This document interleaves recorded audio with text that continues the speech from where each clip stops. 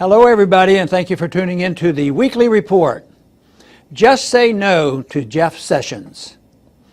Attorney General Jeff Sessions kicked off the new year by reversing the Obama-era guidance for federal prosecutors to limit their enforcement of federal marijuana laws in states that have legalized marijuana for medical or recreational use.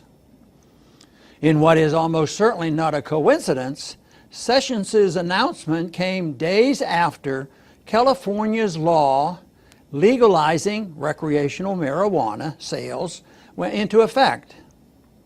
Sessions' action thus runs counter to the wishes of the majority of the people in the most populous U.S. state, as well as the people of the 28 other states and D.C. that have legalized some form of marijuana use.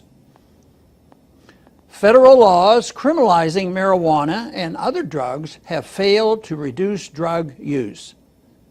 However, they have succeeded in giving power-hungry politicians and bureaucrats what was, before 9/11, the go-to justification for violating our civil liberties.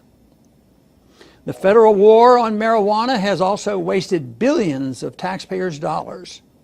Far from reducing crime, outlawing drugs causes crime by ensuring criminals will control the market for drugs. Outlawing drugs also provides incentives for drug dealers to increase the potency and thus the danger of drugs, as higher potency produce take up less space and are thus easier to conceal from law enforcement.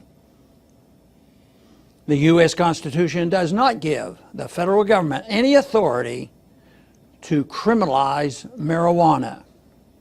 Thus, the question of whether marijuana is legal is one of the many issues reserved to the states under the 10th Amendment.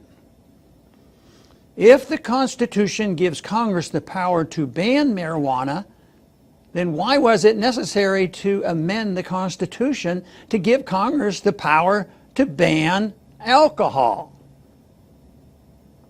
Sessions' usurpation of state marijuana laws is the type of federal intrusion into state issues usually opposed by conservatives. Sadly, too many conservatives are just as willing to sacrifice constitutional government and individual liberties for the war on drugs as they are for the war on terror. Conservative hypocrisy is especially strong when it comes to medical marijuana. Many Americans have used medical marijuana for conditions such as cancer and glaucoma. Yet many conservatives who properly decry Obama's mandate forcing every American to purchase health insurance cheer Jeff Sessions' effort to deprive suffering individuals of the medical treatment of their choice. Cruel paternalism in health care policy is often associated with progressives, but unfortunately, conservatives are just as guilty. States that have legalized medical marijuana have fewer deaths related to opioid abuse. These states have also experienced a decrease in crime and black market activity. This is perhaps because some have found medical marijuana a viable alternative to opioids. Laws outlining marijuana criminalize peaceful behavior that, while potentially harmful to the individual, does not violate the rights of others.